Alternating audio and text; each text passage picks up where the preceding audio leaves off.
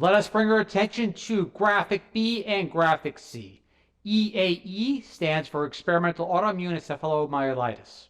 EAE for short.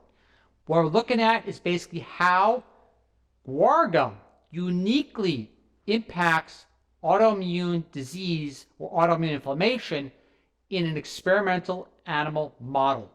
Now, this is real important because what we're beginning to recognize is that fiber is not just a fiber, like a bulking agent, but certain fibers communicate uniquely with the microbiota, therefore affecting the gut-brain axis.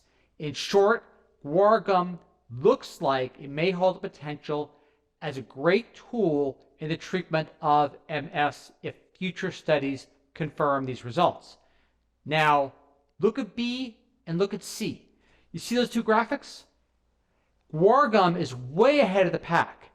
And for example, look at C in reference to experimental autoimmune encephalomyelitis incidence. That's not even close. If you had a confidence interval, well, it's not like a technical. It's not even, there's not going to be any blending. Let's put it that way. Definitely highly significant. And that's what we're looking at, is the unique aspect of Guar Gum in regard to potentially being a powerful tool in autoimmune disease as opposed to other types of fibers.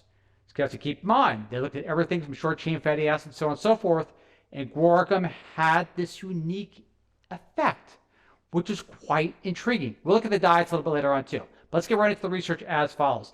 And the saying goes, this is just the beginning. And the more you know, or the more we know we don't know. That's why I'm not a big fan of speaking in absolutes, because do you really know, or are you just basically echoing popular opinion? To proceed, diet high in Guar Gum fiber limits inflammation, MS symptoms in mice. Diets high in Guar Gum, a common food additive and a dietary fiber, limited inflammation and delayed onset of multiple sclerosis symptoms in mice, according to new research by members of the University of British Columbia Microbiology and Immunology Department. Quote, dietary fibers are potent modulators of immune responses. A lot of people don't know that. They just think it's something that makes you feel full. No, it has a powerful impact overall and can control inflammation in multiple diseases, but they are a very biochemically diverse family. Our study gives us a clearer window into the potential of several sources of fiber in maintaining immune health. Dr. Osborne and colleagues exposed groups of mice to a variety of diets, a control of 5% cellulose fiber diet, a diet entirely lacking in dietary fiber, diets enriched 30% with fiber, either resistant starch, inulin, pectin, or Guar Gum. Now, I don't change things to possibly interject inadvertent publisher bias, but that's a typo. Guar Gum was the only fiber type that significantly limited MS-like symptoms. Just take that part away. Don't pay attention to the cue. Now, let's look at the diet in the animal model per se. And this is the types of diets that we used as far as the methodology. And you could see, for example, 30% Guar Gum. What you got to keep in mind, for that to be the composition of your diet, that is a lot of Guar Gum. Can less get the same effect in humans? Should it be more? What's the difference? How does the human microbiome respond to Guar Gum on its own? That is for future research to delve into. However, just the same, Guar Gum in this particular model had that unique effect where the other fibers did not. And they don't know exactly why Guar Gum had such an incredible effect where the other ones didn't even come close. But it did.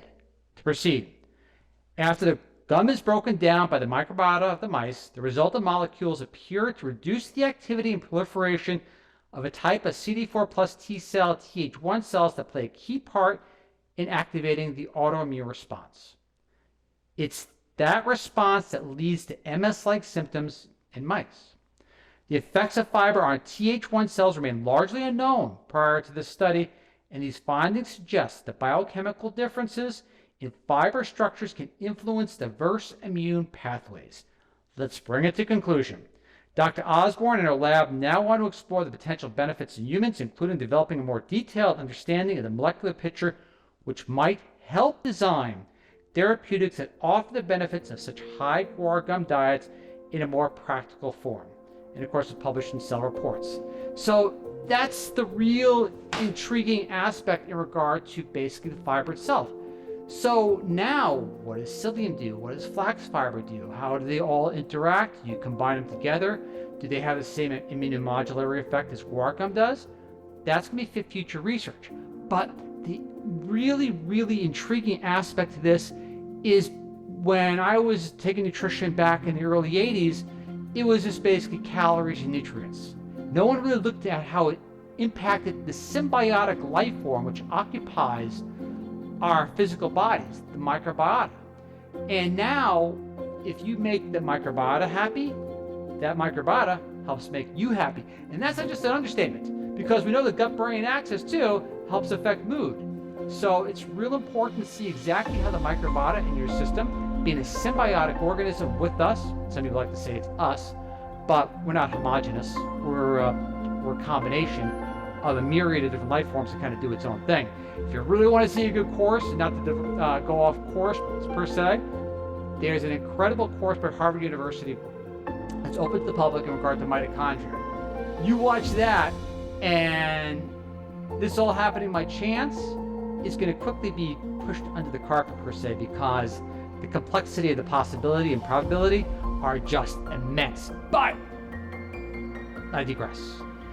This is an incredible study. It's a lot of guar gum for an individual to take on a daily basis, but it doesn't mean less may not happen.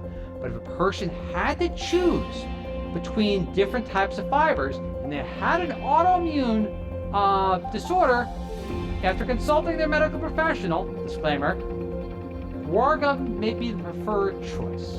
Again, gratitude to the researchers. I am humbled you watch, and I look forward to see you all once again next week. See you all next time. Bye.